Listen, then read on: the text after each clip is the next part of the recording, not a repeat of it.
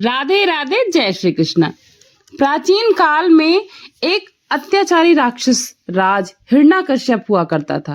हिरण्यकश्यप ने तपस्या करके ब्रह्मा जी से एक वरदान पा लिया था कि संसार का कोई भी जीव, जंतु, देवी देवता, राक्षस, मनुष्य उसे ना तो मार सकता है, ना ही वह रात्रि में मरेगा और ना ही वह दिन में मरेगा, ना ही पृथ्वी पर मरेगा और ना ही आकाश में, ना ही घर में और ना ही बाहर।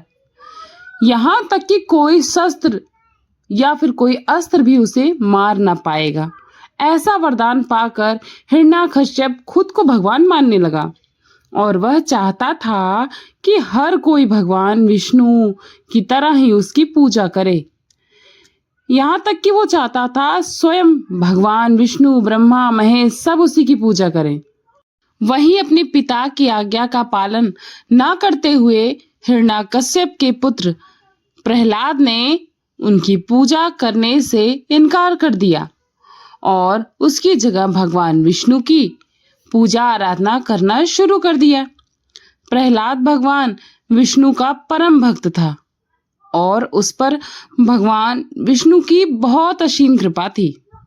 अपने पुत्र प्रहलाद को भगवान विष्णु की आराधना करता हुआ देखकर हिरण्यकश्यप नाराज हो जाता था और उसके नाराज होने की वजह से हिरण्यकश्यप ने अपने पुत्र प्रहलाद को कई बार कई तरह की सजाएं दी।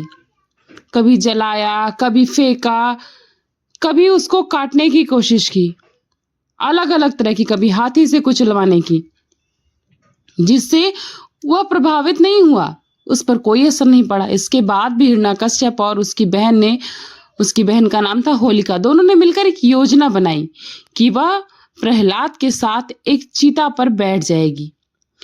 होलिका के पास एक ऐसा आशीर्वाद था और एक ऐसा वस्त्र था जिसे ओढ़ने के बाद उसे आग में किसी तरह का नुकसान नहीं पहुंच सकता था।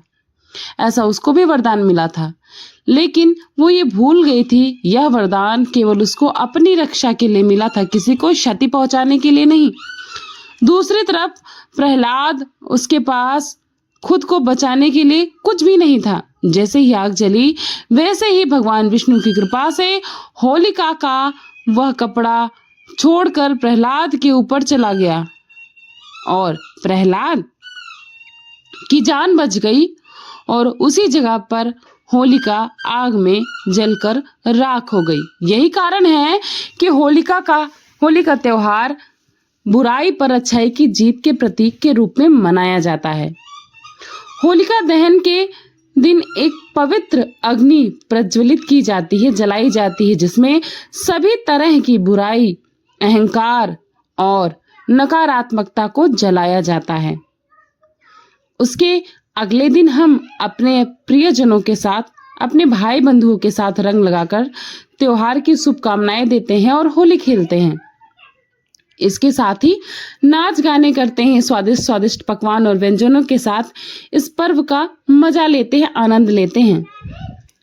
तो कहानी का सारांश यह है कि हमें कोई भी लाभ या वरदान मिले तो उसका अगर दुरुपयोग किया जाए तो कितनी भी बड़ी कठिनाई से वो लाभ या वरदान मिलता है तो उसका हमेशा नकारात्मक प्रभाव ही होता है।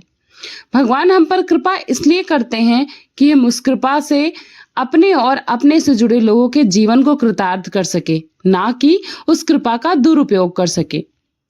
तो इसलिए जो भी हमें ईश्वर के द्वारा प्रदान है उसका सदुपयोग करना चाहिए।